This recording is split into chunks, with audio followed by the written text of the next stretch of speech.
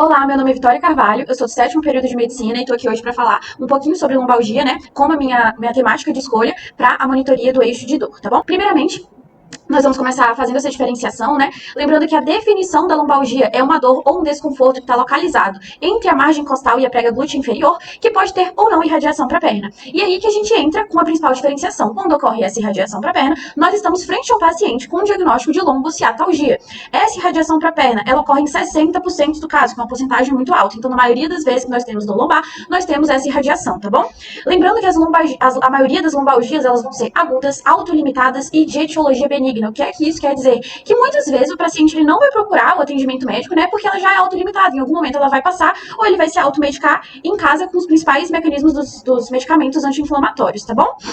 Assim como a lombociatalgia, ela também pode ser chamada de radiculopatia, né? Porque mais pra frente a gente vai ver que pode haver essa compressão nervosa, tá bom? E sobre uma parte mais de epidemiologia, assim, né? A gente lembrar que isso tem um grande impacto socioeconômico, porque ela é responsável pela maioria das dores crônicas no mundo e responsável também pela aposentadoria prematura dos trabalhadores. Falar de lombociatalgia, de lombalgia no geral, a gente tem que lembrar que a gente tem que falar das red flags e das yellow flags. O que são as red flags? São aqueles fatores que nós temos que dar muita atenção se o paciente ele tiver.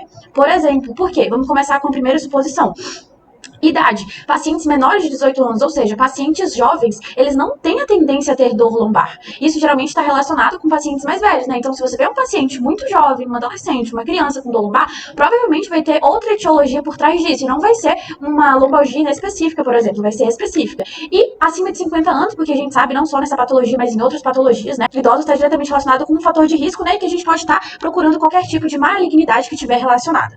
Outras red flags são sinais e sintomas sistêmicos, osteoporose, déficit neurológico, procedimento epidural, uso de corticoide, imunossuprimidos, incontinência ou retenção urinária, né, que a gente vai ver que tem relacionado com algumas síndromes mais pra frente, né, dor refratária a medicamento, aquela dor que persiste por mais de 4 semanas, ou seja, já é uma dor que já saiu desse processo agudizado, né, a gente tem que dar devida atenção, tá bom? Febre e calafrios também, sudorese noturno entra em relação aos sintomas sistêmicos, tá uma lesão em alta velocidade e história de câncer pessoal ou familiar, que tem que ser um importante diagnóstico diferencial. E as yellow flags, elas são aquelas que não precisa dar, não significa que o paciente tem aquilo que ele tem uma dor lombar. Por exemplo, a obesidade. A obesidade, todo paciente obeso vai ter dor lombar? Não. Mas a obesidade é um fator de risco que, por conta da tensão e da força colocada diante da coluna, né, ela pode ocasionar lombalgia. Falando um pouquinho sobre a anatomia funcional agora da nossa coluna, né, ela vai ser dividida, aqui nós temos um corte sagital, né, em parte anterior, médio e posterior. Onde anterior vão ter os corpos vertebrais e o disco vertebral, né, que vai estar relacionado com a nossa absorção de choque e sustento de peso.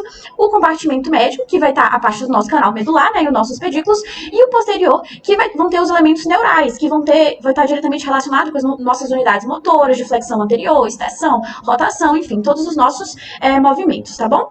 E lembrar de grupos musculares, não necessariamente decorar todos os grupos musculares, mas a gente saber que existe um suporte dinâmico da nossa coluna. Por quê? Porque quando a gente tem uma lombalgia específica, que a gente vai estar falando mais na frente, a gente tem que saber qual é a etiologia, ou seja, uma etiologia que está vindo de compressão, de disco, é uma etiologia que é músculo-esquelética, é da parte muscular, entendeu? Então a gente tem que estar fazendo esse diagnóstico diferencial, então a gente tem que conhecer um pouquinho dos grupos musculares, que são os 4 principais: extensores, os flexores anteriores, os flexores laterais e os rotadores, como nós podemos ver aqui na imagem, tá bom? Lembrar também dos discos intervertebrais, que ele tem um papel muito importante. Por quê? Porque ele está diretamente relacionado na absorção da energia mecânica, ou seja, ele sofre deformação elástica frente a um esforço para poder proteger nossas partes nobres do nosso corpo, né?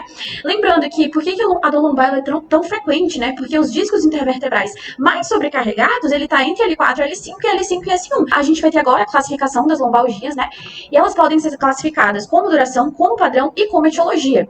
Quanto duração? Elas vão ser agudas, subagudas e crônicas, onde atualmente ainda a classificação é até 4 semanas, estamos de frente para uma lombalgia aguda, entre 4 e 12 subagudas, e mais de 12 semanas nós estamos de frente para uma lombalgia crônica, tá bom?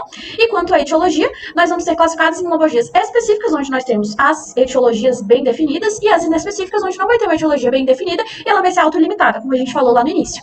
Lembrando que as evidências sugerem que 15% das pessoas com lombalgias apresentam do tipo específica. Aí que a gente entra um pouco começar a falar um pouco da fisiopatologia fisiopatologia da dor lombar, onde a gente vai falar sobre as estruturas que estão envolvidas, ou seja, qualquer estrutura que está envolvida ali, perto da lombar, ou de sustentação, ou de suporte, ou então de mimetização da dor, sabe? Ela pode ser acometida e pode estar causando essa dor lombar. Então, quais são essas estruturas que estão envolvidas? Discos intervertebrais, vértebras, articulações, músculos, ligamentos, raiz nervosa, face tóraco-lombar. Então, qualquer desse lugar que aconteça qualquer tipo de acometimento, seja de forma neuropática, de forma inflamatória, de forma compressiva, você vai ter uma dor lombar. A gente verifica, tem uma degeneração discal, existe um processo inflamatório, alterações articulares, disfunção muscular, e a gente vai ver agora no processo de modulação da dor, que entra o principal processo de fisiopatologia da dor lombar. Mas o processo de fisiopatologia da dor lombar ele é diferente de dor em qualquer outra patologia? Não. Por quê? Porque o mecanismo de envio da percepção da dor ele é o mesmo, independente da patologia, que ele vai estar diretamente relacionado com os 3 neurônios sensitivos, né? Onde o primeiro neurônio sensitivo,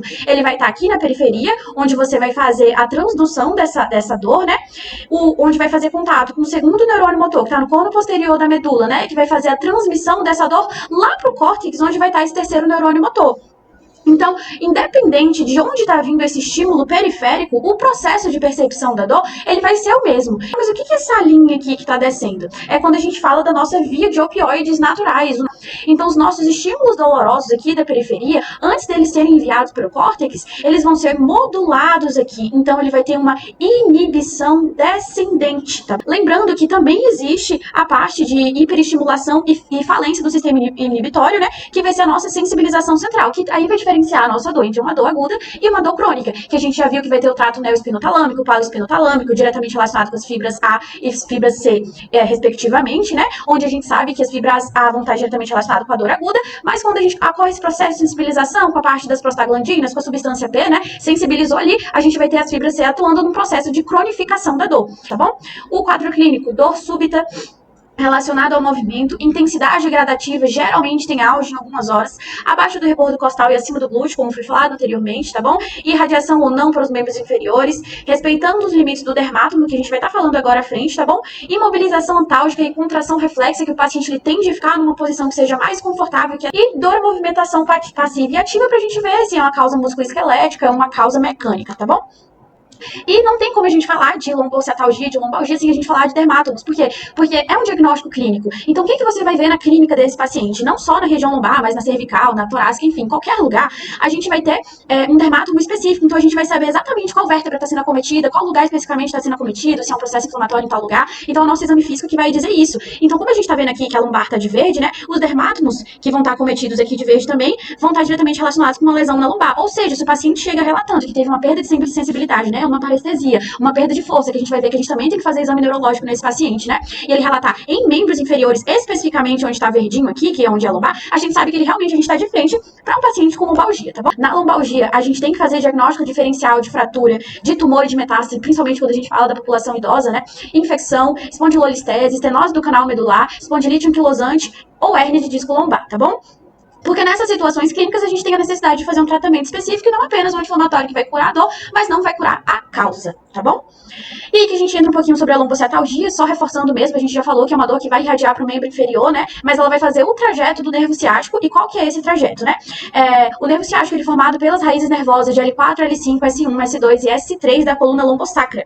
Então, após o seu trajeto na pelve, ele sai da bacia, passa pela musculatura glútea, próximo ao quadril, ele desce na parte posterior da nossa coxa, tá bom? E ele se divide entre 2 ramos. Quais são esses ramos? São na parte inferior da coxa do nervo tibial e do fibular comum, tá bom? Lembrando que as principais causas de lombociatalgia é protusão discal, hérnia de disco, estenose, síndrome pós-laminectomia e síndrome do piriforme, né? Que é quando o piriforme faz essa compressão ali do nervo ciático e acaba também tendo um processo doloroso. Também falar sobre a dor neuropática, a lombociatalgia, né? Porque a dor neuropática, ela tá presente em 37 a 55% dos pacientes que têm lombociatalgia. Ela surge como consequência direta de uma lesão ou de uma doença, né, que afeta o sistema somatosensorial. Então, a gente tem que estar pesquisando sobre isso também, porque existem outros diagnósticos diferenciais, né? E aqui é só para falar um pouquinho sobre a dor neuropática mesmo, né, só reforçando mesmo, né, a gente vai ter uma morte neuronal primária, um processo nociceptivo, né, de lesão tissular. Vai ter a parte de conversa espontânea, girato espontâneo, porque vocês vão ter as fibras nervosas que não vão estar lesionadas, mas vão ter as que estão lesionadas. Então, você vai ter uma alteração dos neurotransmissores entre elas e você também vai fazer esse processo de sensibilização central pela substância P, prostaglandina e afins, tá bom? Aqui é só um conceito, né? Porque a dor neuropática tem algumas características clínicas específicas, mas a gente vai focar em uma aqui nessa videoaula, né? Hiperalgesia e hiperpatia também está diretamente relacionada com uma reação exacerbada, mas a alodínia ela é muito importante, porque é um estímulo que normalmente não causaria dor, mas ele está causando dor. Então a gente entra na nossa parte da nossa anamnese, a gente tem que saber o início, localização, irradiação, intensidade, história completa, avaliação de sistemas, hábitos de vida, como tabagismo, atividade física. A gente vê se a dor era de origem mecânica, era de origem inflamatória mesmo, tá bom? Ou é uma dor de origem vascular, onde a gente vai ter claudicação intermitente, alteração de temperatura e outros fatores, tá bom? No exame físico, a gente tem que fazer inspeção estática e dinâmica, a palpação, os testes neurológicos, porque dor e neuro tá diretamente relacionada, né? E as manobras especiais provocativas. Inspeção da coluna, pra quê? Vai observar se tem presença de desvio, atrofia muscular, avaliação da pele no local, se tem presença de sinais flogísticos, né? Que a gente vai ter a presença dos sinais inflamatórios, se vai ter hiperemia, se vai ter calor, aumento de temperatura local, né? A inspeção dinâmica, a gente vai avaliar a marcha, a mobilização da coluna. A palpação, você tem que palpar os planos musculares para quando a gente vai diante de uma dor que ela é muscular, tá bom? E a gente vai encontrar aonde está o ponto álgico desse paciente, então você vai saber exatamente onde essa dor está localizada e exatamente para onde que ela vai irradiar. E aí a gente entra nas manobras especiais, as duas principais vai ser a LASEG e o Patrick Test, tá bom? A de LASEG você vai fazer a extensão da perna do paciente, né? E se o paciente relatar dor de 30 a 60 graus, ou seja, uma extensão que geralmente não causaria dor, e ele sentir essa dor no trajeto ali da lombociatalgia ou na lombar, significa que o paciente está positivado para esse teste, tá bom? E o segundo teste, você vai ter o teste de Patrick, né? Que vai ser, você vai fazer a flexão do quadril, né? Você vai fazer a rotação desse quadril e você vai fazer um suporte na parte do quadril contralateral e um suporte no joelho e você vai fazer a rotação, né? Fez a rotação do quadril, o paciente relatou dor, significa que ele também está positivado para o teste. Lembrando, como eu falei anteriormente, os testes neurológicos são muito importantes para a gente saber em qual área foi acometida em relação aos dermatótomos falado anteriormente, né? Então a gente tem que fazer os reflexos, a gente tem que fazer o sinal de elevação estendida, como a gente falou agora, né? E avaliação de sensibilidade e não esquecer também da escala de força motora. O diagnóstico, lembrar, é muito importante que o diagnóstico, ele é clínico, tá bom? Mas quando a gente está de frente de outros diagnósticos diferenciais, a gente precisa de outros exames complementares, né? Então, quando que você vai fazer o exame de imagem? É sempre? Não, não é sempre. O exame de imagem, ele só vai ser solicitado se tem red flags. Então, após 7 semanas de falha de um tratamento conservador, olha, tem 7 semanas que eu tomo remédio e não passa, olha, vamos observar, vamos fazer uma investigação mais profunda. E nos casos onde o exame físico, ele vai evidenciar deformidades inexplicáveis ou um déficit motor significativo, quando a gente falou no teste anterior. Estudos eletrodiagnósticos, né? Tem a eletroneuromiografia, que ele vai fornecer informação sobre o estado funcional da unidade motora, né? E os laboratoriais, né? Pra gente poder fazer uma diferenciação das lesões tumorais e infecciosas e também avaliar condições clínicas antes da cirurgia, caso seja um processo que seja cirúrgico, tá bom?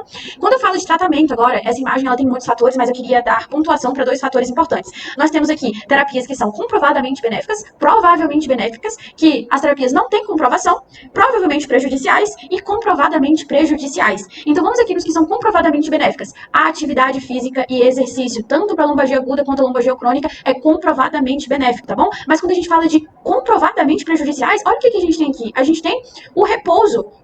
E na provavelmente prejudicial, a gente também tem o repouso. Ou seja, a gente não pode deixar esse paciente com lombalgia com repouso prolongado, porque isso já vai causar dano. E que eu coloquei com atenção, né? O repouso ele é eficaz tanto nas lombalgias como nas lombociatalgias, mas ele não pode ser prolongado. Então a gente pode ter até ali 3 dias de repouso, mas depois disso a gente não prolonga mais, tá bom? Porque passa a ser uma inatividade que tem ação deletéria sobre o aparelho locomotor. Lembrando que o tratamento ele é primariamente conservador, onde a avaliação cirúrgica de urgência ela é apenas para os pacientes com fraqueza motora progressiva ou severa ou pacientes com evidências de síndrome da cauda equina, né? E a gente entra no mecanismo de ação do cetoprofeno e do tramal, né? Então vou falar dos principais que são usados aqui na lombalgia e na lombociatalgia, tá bom? Primeiro, o cetoprofeno, a gente sabe sobre a cascata do ácido araquidônico, né? Que vai ter a ciclooxigenase. Então como que o cetoprofeno ele age? Ele inibe a COX-1 e a COX-2. Então ele inibe a síntese das prostaglandinas, né? O que são as prostaglandinas? São as citocinas pró-inflamatórias que vão ocasionar o processo inflamatório, né? Então, se você está inibindo ela, ele vai ter uma ação anti-inflamatória, analgésica e antipirética, porque ele também está lá no centro termorregulador do hipotálamo, onde é o centro de temperatura. E por último, o mecanismo de ação do tramal, que eles são agonistas dos receptores miopioides, né? O que significa agonismo? Significa que eles mimetizam o papel do receptor, ou seja, O tramal, ou tramadol, né, também chamado, ele vai se ligar a esses receptores do sistema nervoso central e vai gerar uma analgesia central, que vai reduzir a percepção da dor. Ou seja, o processo de envio da dor, ele vai acontecer, mas na hora do processo de percepção, esse mecanismo de ação, ele vai reduzir a percepção, tá bom? Assim como a gente pode ter falado em aulas anteriores sobre o uso do paracetamol, que é patotóxico quando você escolhe, existem também alguns efeitos colaterais do tramal, né? Ele pode causar dependência, especificamente em uso prolongado, pode causar náusea, tontura, constipação e, em casos raros, convulsões. Lembrando que também você pegar um paciente que ele tem uma yellow flag lá de processos depressivos, né?